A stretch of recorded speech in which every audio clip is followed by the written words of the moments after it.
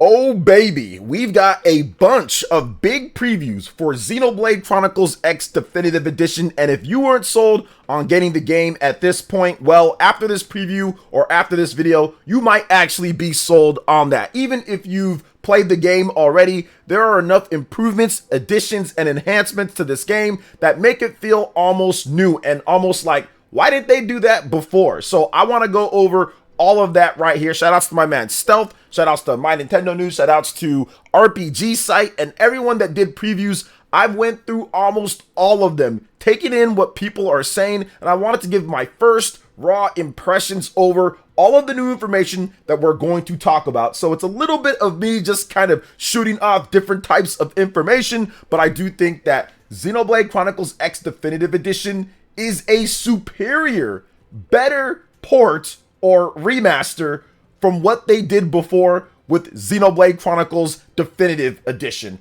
Xenoblade Chronicles X Definitive Edition is definitely better overall. I think they've spent more time and effort and more money. And man, these previews are incredible. So let's first start off with the RPG Site preview. Also, Stealth did a little roundup for us. So we got a bunch of stuff to go over. The visuals and quality of life improvements are noticeable. Sometimes when you get these remasters, you might not notice that it's been remastered because it looks very similar to what we got before, but that is not the case with Xenoblade Chronicles X Definitive Edition. It looks a lot better. There's also been changes or overhauls to the faces of characters, so Elma and Lynn and a lot of the characters look different from how they looked originally in the Wii U version. It's kind of taken it back up to where they were, the style that you would see in like Xenoblade Chronicles 2 or Xenoblade Chronicles 3, and it's the same thing that they did in Xenoblade Chronicles Definitive Edition, where they don't completely change the whole model,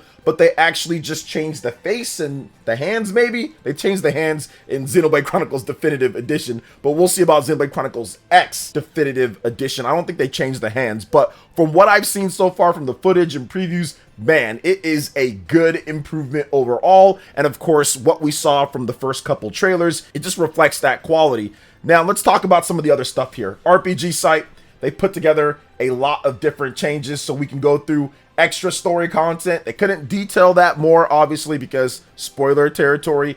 Visual upgrade, we know about that, obviously much better. UI upgrade, this is probably the thing that's really going to help people kind of get more into Xenoblade, because the problem with the original Xenoblade Chronicles X was that the text was so tiny and the fonts were so small. It just wasn't a great experience. I mean, you could still get through it, and if you have a really big TV, you can help minimize that problem. So for me, it was an issue, but it wasn't that big of an issue. But if you don't have great eyesight, or if your TV is really small, or if you're playing on a smaller, like let's say Wii U gamepad, yeah, that was definitely an issue when it comes down to the UI. So that being cleaned up and overhauled is a massive addition and so much better for people that are trying this game out for the first time when it comes to first impressions, because this is a menu text heavy type of game, but more on that in just a bit. Now, this is another massive improvement. This is just so huge for people. If you've played this, you're probably shouting and rejoicing over the fact that party members can now be changed at any time, and they've got a sleek new way of showing the party members in the menu screen. You see them all right there and you can switch them out. This was possibly one of the most annoying things, to the point where I just didn't change party members, because you have to go back to the base and then rearrange who you want from there. And yeah, you can do fast travel and all that, but it was annoying.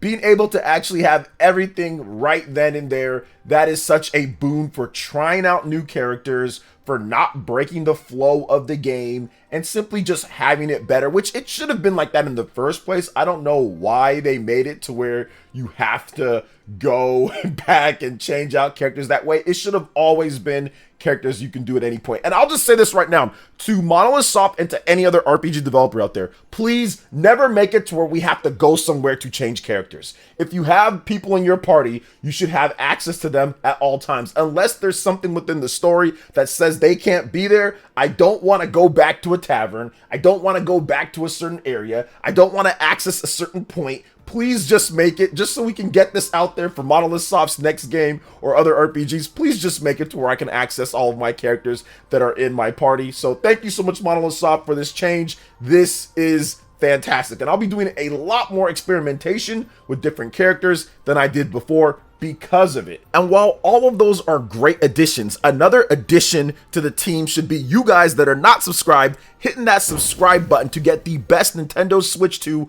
RPG content, Xenoblade stuff, and more. So hit that subscribe button if you're not subscribed, hit that like button, hit that notification bell while you're at it, and let me know what you're most excited for when it comes to Xenoblade Chronicles X Definitive Edition.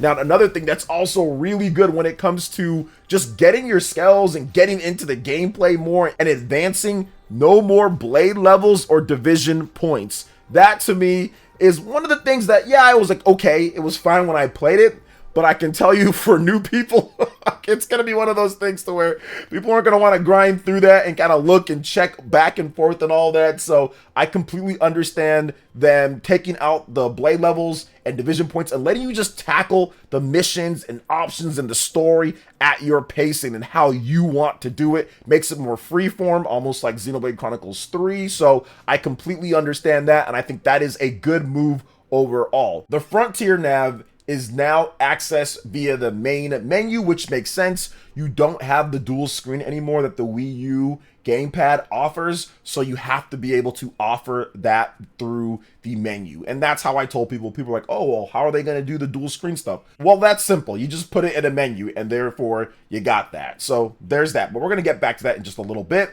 Affinity levels with party members fill more quickly. Once again, this really goes towards the being able to change party members at any time. In addition to having the affinity levels fill up faster, that gives you more experimentation or more options and reasons and motivation to actually experiment with multiple characters and not feel like you're going at a snail's pace where it's not filling up fast enough, where you have to go back to the base in order to change characters and it breaks the flow. You can easily or seamlessly flow seeing your affinity, changing characters, vice versa. So once again, huge addition that's going to improve gameplay and overall just, I would say, flow of the game so much better. This is an incredible change, along with the party members being able to be changed at any time. Another thing that's really good when it comes to experimentation with party members and being able to use more is party members not in your active party will still gain experience points. This is something, once again, to all developers out there, please stop doing this thing to where if they're not in your active party, they don't get any experience points. Now, I see some developers do like, oh, you get partial or all that. No, just make it to where I can get experience points for all of my team. Make it to where they're in the back just chilling and they're learning. They're visual learners overall. So that's how they got their experience, because the last thing that I want is having a bunch of characters that are way more over-leveled than other characters. Then that discourages me from actually using the other characters because they're way under-leveled or have to constantly be switching back and forth between characters. I don't want to have to deal with that. That's just something that doesn't need to happen. It's a video game. It doesn't have to be to where they're in the active party and they realistically get experience. Just make it to where I get experience for my characters. So once again, with the other things here, party members being changed at any times, affinity levels, now with this, it makes it so much better as well. You also now gain rewards for completing your survey of Mira. Once again, something that probably should have been in the original, and it's in other Xenoblade games for the most part when it comes to certain stuff, but now you actually get rewards for it, so it incentivizes you even more to explore and to chart out and to map Mira overall with the mining and all of it. So once again, it flows. The circle of how the gameplay works in Xenoblade is so much better now with Xenoblade Chronicles X Definitive Edition. These changes are huge, game-changing type of things that to me could easily bump up the score well above what the original is at. I do think that this game, it came in at around an 83 Metacritic or 84 Metacritic, right around there. I'll have it up on screen for you guys. I think that this could bump it up to a lot higher, maybe 2 points or so, with all of these additions and changes that just make it so much better when it comes down to it. An RPG site does say that there's more things that they can't even talk about, so there's there's still more stuff that's in here when it comes to quality of life features, updates, and additions. We know that there's new skells, for example. We know that there's new characters that are going to be in the game. We know that there's new story content as well. So there is a lot of additions that just make this such a better game to play here on the Nintendo Switch. Now, there's other things that they've also added as well. So, for example, there's now dual audio, unlike the original Wii U version. So this means if you want to play it in Japanese or in English, you can play it in either language. So that's definitely a good thing if you've already played it in English and you want to check out the Japanese voices, or if you've already played it in Japanese and you want to check out the English voices,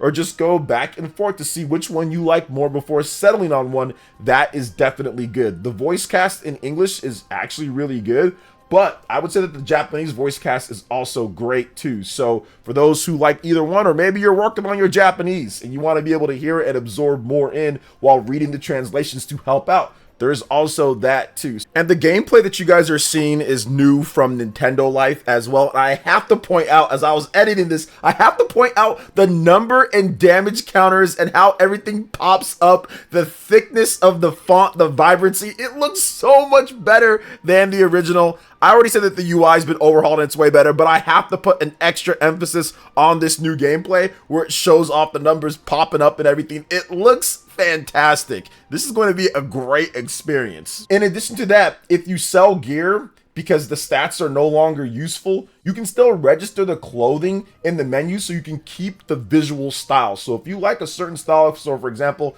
like Elma's default outfit, I love Elma's default outfit and I don't want to change that outfit out sometimes. I just like the way that she looks. So you can register that, and even when you get new gear that's better than what she's default wearing, you can still have that default outfit that she does, which is pretty cool. I mean, a lot of RPGs do that, but some don't. So it's good to see that that is locked in here. Now, after reading some of the previews here too, it does seem like the visual improvements, whether you're playing native on the TV or on the Nintendo Switch OLED or Nintendo Switch Lite or whatever Switch that you have, it looks like it's near native resolution for both of those. So for docked play, that's going to be 1080p, and for handheld play, that's going to be 720p. Now, the original game on the Wii U was pretty much 720p, 30 frames per second locked, and it seems like that is the case based off of what RPG Site said, but it's a lot more clear, so the open world is going to not be quite as blurry. So for those who maybe had issues with the small font, in addition to maybe a little bit of the blurriness with a 720p image on a bigger TV, that's going to be up to maybe 1080p. Now, they said that they can't really do any pixel counting, or at least they're not good at pixel counting, but the clearness and the image quality is definitely bumped up from what we saw on the Nintendo Wii U. So that is a huge boost on top of everything else that we already talked about. It really just puts Xenoblade Chronicles X, to me, as one of the most impressive Nintendo Switch titles easily when it comes to everything that it does. Monolith Soft was ahead of the curve when it comes to what they did on the Wii U. No other developer even came close outside of the Legend of Zelda team with the Legend of Zelda Breath of the Wild at creating an open world that expansive and that big on the Nintendo Wii U. But Xenoblade Chronicles X is several times larger than most open world games out there. It's a massive title, which is why they have the different scales to where you can fly around and explore at a blistering pace, plus the fast travel system and everything else that they do, man. So I cannot wait to see some of the other improvements and additions and enhancements, but so far, so good. I am predicting that this game will be above what the Metacritic was with the original Wii U release, which we haven't seen that for Monolith Soft with Xenoblade Chronicles. They did one remaster with Xenoblade Chronicles Definitive Edition, and it's a bunch of new journalists and a bunch of new reviewers, so you can't do it like a one-to-one thing. But I think that this one might be just a little bit new enough for people to say, okay, this is a really good enhancement over the original game. The only thing that I would say that previews have pointed out is that it was a bit more convenient to have the dual screen setup with the Wii U version because of the map, and to where you can check the map and you can do the mining very simply, and it kind of breaks your flow a little bit more with the Nintendo Switch version because you have to go into a menu for certain stuff with the FrontierNav. So that is a bit of a bummer with that there's no option for the second screen, but I will say that the additions and improvements, and many of the previews also said this,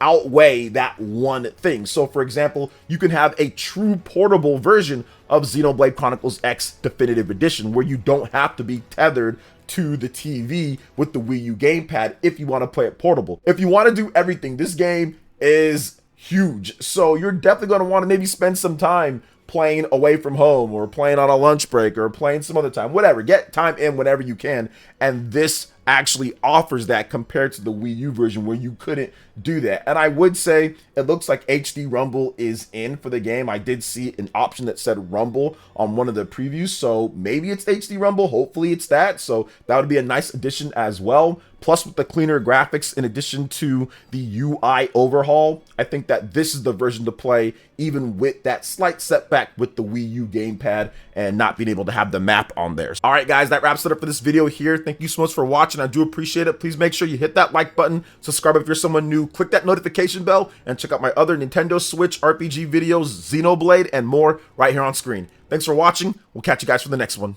Peace.